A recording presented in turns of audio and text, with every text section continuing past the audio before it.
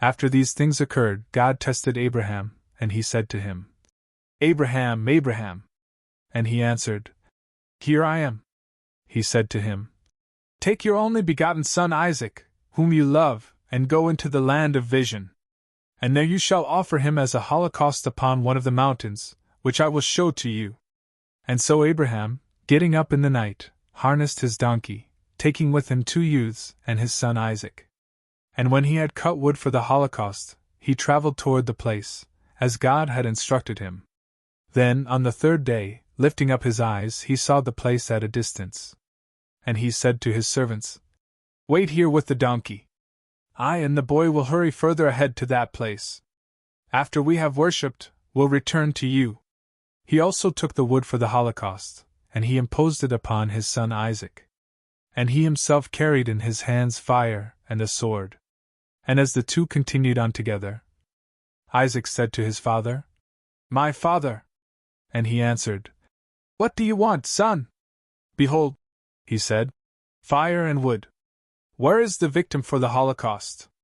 But Abraham said, God himself will provide the victim for the holocaust, my son. Thus they continued on together. And they came to the place that God had shown to him. There he built an altar, and he set the wood in order upon it. And when he had bound his son Isaac, he laid him on the altar upon the pile of wood. And he reached out his hand and took hold of the sword, in order to sacrifice his son. And behold, an angel of the Lord called out from heaven, saying, Abraham, Abraham. And he answered, Here I am. And he said to him, Do not extend your hand over the boy, and do not do anything to him. Now I know that you fear God, since you have not spared your only begotten son for my sake. Abraham lifted up his eyes, and he saw behind his back a ram among the thorns, caught by the horns, which he took and offered as a holocaust, instead of his son. And he called the name of that place, The Lord Sees.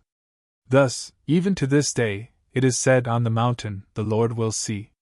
Then the angel of the Lord called out to Abraham a second time from heaven, saying, By my own self I have sworn, says the Lord, because you have done this thing, and have not spared your only begotten son for my sake.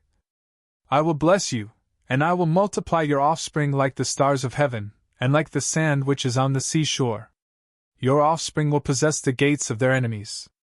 And in your offspring, all the nations of the earth will be blessed, because you obeyed my voice.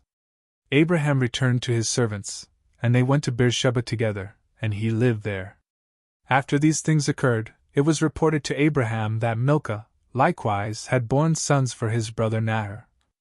Uz, the firstborn, and Buz, his brother, and Kemuel, the father of the Syrians, and Chesed, and Hazo, likewise Pildash, and Jidlaph, as well as Bethuel, of whom was born Rebekah. These 8 Milcah bore for Nahor, the brother of Abraham. In truth, his concubine, named Reumah, bore Tebah, and Gaham, and Tahash, and Maacah.